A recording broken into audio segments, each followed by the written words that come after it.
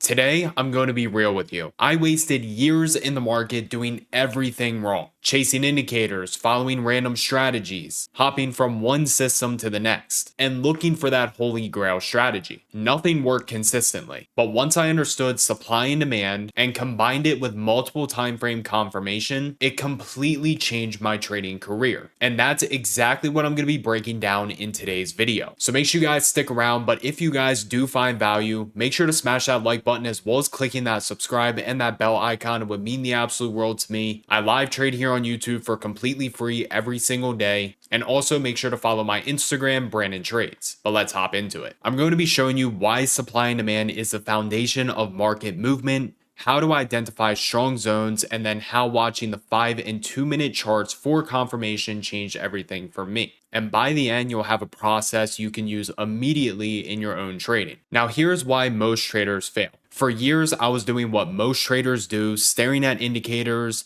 MACD crossovers, moving averages, RSI divergences, and all that extra noise that is not needed. The problem, none of it's going to tell you who's in control, the buyers or sellers. The market isn't random. Price moves because of imbalances between supply and demand. Institutions, banks, hedge funds, they're placing massive orders, and when their orders get filled, price reacts. If you don't know where those levels are, you're trading blind. Now, what is supply and demand?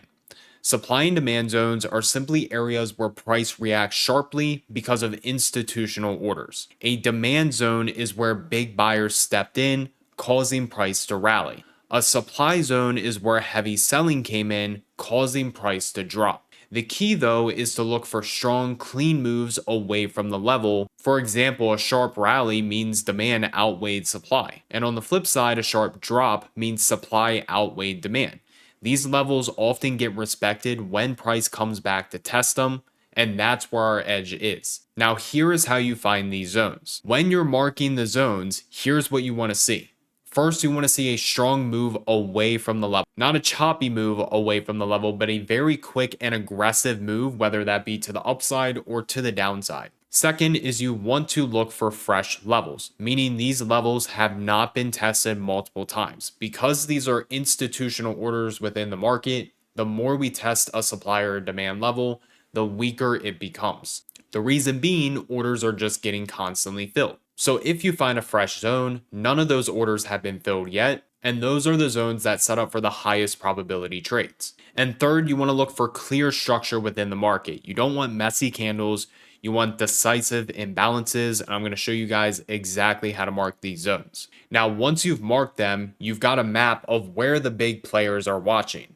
But don't just blindly enter at these zones. That's what I used to do. I'd place a limit order and hope for the best. Sometimes it worked, but a lot of the times it didn't. That's where confirmation comes in. Now, why does confirmation matter? Because if you're setting these limit orders at the zone, you're guessing if the market is going to react. Confirmation is going to give you proof that buyers or sellers are stepping in at these key levels, and it also cuts down on the amount of false trades. Now, the confirmation process. This is the game changer. I stopped guessing and started waiting for price action confirmation. And here's the exact process. Step 1 is you want to identify the higher time frame supply and demand zones. So for me, I use the 30-minute time frame, the 45-minute time frame, the hourly, the 2-hour, 3-hour, 4-hour, daily, and weekly time frame to identify zones. It sounds like a lot, but it's really not. Now, when price is approaching these zones, I will then drop price down to a 5-minute time frame. And what I am looking for is for price to confirm that it's either going to bounce or if it's either going to reject. Also, at that point, I will also drop it down to a 2-minute time frame to look for clean entry signals. So I do snipe my entries both on the 5-minute or 2-minute time frame. It just depends on which one confirms at that point. Now, this filter changed everything for me. Instead of taking every touch of supply and demand, I only take the trades where the market is literally showing me, yes, this level is important, and yes, buyers or sellers are present. That drastically cut my losses and boosted my win rate. So here's a 5-minute time frame example. We have this 2-hour demand zone right here. Again, I'm going to show you guys how to go about plotting supply and demand here in a second. But we have a very quick and aggressive move up right here, a smaller red candle right there. Therefore, I marked the bottom of the red candle, the top of the red candle, and then the open of the red candle. So as price pulls back into this area, I am looking for price to bounce. And this is a real trade that I actually took live inside a Team Bull. So now when price dropped down into this demand zone right here, you can see that we had this very long lower wick on the 5-minute time frame. This to me in itself is confirmation to go long. So personally for me, I waited for price to dip a little more on this candle right here. That way I had a tighter risk to reward. You could have entered here as well. Your stop just would have been wider. So I wanted a tighter stop. But as we dipped down, that is when I went long and was able to capture this move up. I believe it was about like a 15-point trade to the upside from my entry. And then you can see later in the day, multiple times, we still continued to hold that zone before we pushed higher. Now, if we break it down to a 2-minute time frame as well, in that same demand zone, you can see long lower wick, volume elevation within the key level, which again is confirmation to go long. And you can see every time we dip down, notice the increase in volume. Increased volume right there, bullish candle, continued higher. Increase in volume right here, bullish candle, chopped for a little bit before continuing higher. If you guys haven't watched my volume and price action video, I highly suggest doing so, because when we approach into these supply and demand zones, it's very important to really read into the price action. Because these are institutional levels, it's not as clear cut as every time we're going to get a bullish candle as soon as we hit the zone, or a bearish candle if we're going into supply. Sometimes you have to read a little deeper into the price action. So if you guys do want to watch that video, I will be leaving that down in the description. So now let's hop on over to the charts. Let me show you how to plot supply and demand, and then I want to show you some other confirmations that ended up happening. And actually a really good one happened today. Unfortunately, I was sleeping. This happened at 1 a.m. my time. We're now approaching another supply zone. But if we go to the 45-minute time frame on the NASDAQ futures, you can see right here that we have this big green candle up. Now, again, when we are plotting demand, we want one big green candle up, and then we want to look one candle to the left. That one candle to the left has to be a small red candle. If it is not a small red candle, you do not plot this as demand. Again, a small red candle in correspondence to how big the green candle is. So now from here, you're going to mark your upper wick, the open of the body, as well as the lower wick of that red candle. Ideally, I am watching the upper wick and the open of the body for a bounce. That's just the highest probability area that we are going to see price potentially bounce. So now again, you break it down to a 5-minute time frame. What do we notice when we start dropping down towards the demand? A very long lower wick right here and an increase in volume. We wicked right off the level. Therefore, at the close of this 5-minute candle, that was your confirmation with a stop loss set right below here. And now, as you can see, that marked the exact bottom before we rallied into this next supply zone. And now we are trading into another supply zone based off the 45-minute. So now let's break it down to a 2-minute time frame. Again, what do we notice when price came down and hit this level based off the 2-minute time frame? It wicked right off of it, very long lower wick, as well as an increase in the volume, again confirming a long entry. So based off the 2-minute, you got a confirmation, but also based off the 5-minute, you got a confirmation as well. And again, that is exactly what I am looking for when we enter into these zones. If we head on over to ES, it had the same exact demand zone. So let's go to a 45-minute. Again, big green candle up. Look, one candle to the left has to be a smaller red candle.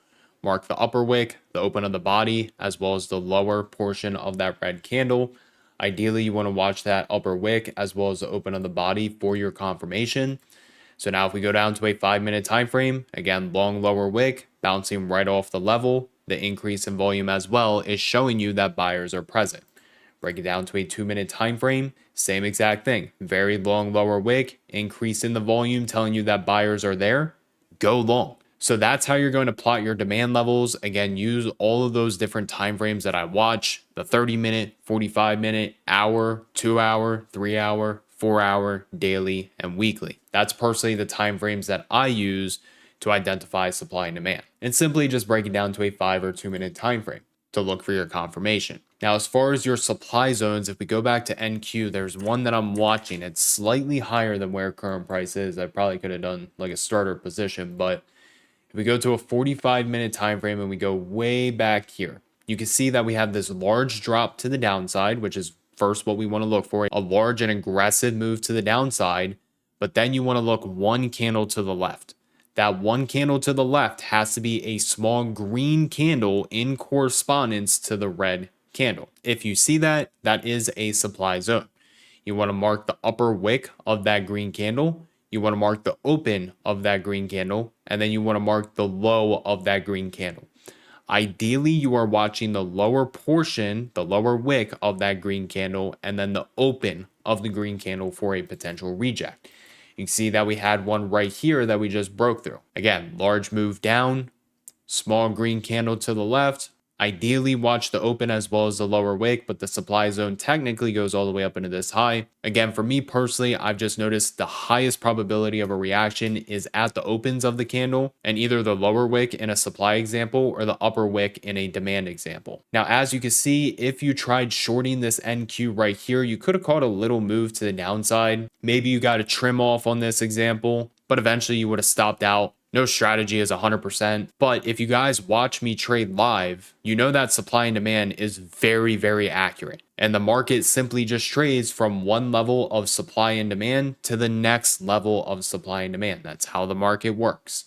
Again, these are institutional orders. So we are just traveling from one set of institutional orders to the next. And again, waiting for confirmation is going to be the most important. And the results of waiting for that confirmation is no more random limit orders or random trades, more precision within the market. You're going to have smaller risk but larger reward, and you're going to notice that your win rate increases. So here are some of the lessons after years of failing. Chasing shortcuts never works. Supply and demand is the foundation of how the market moves. Confirmation is our filter to let us know if the trade is actually valid. And repeating the same process is going to lead to consistency. So if you found this video helpful as well as valuable, it would mean the absolute world to me if you smash that like button as well as clicking that subscribe button. I have over 1,400 videos on this channel teaching you on how to trade for completely free. So if you're not subscribed and taking advantage of all the free information I have,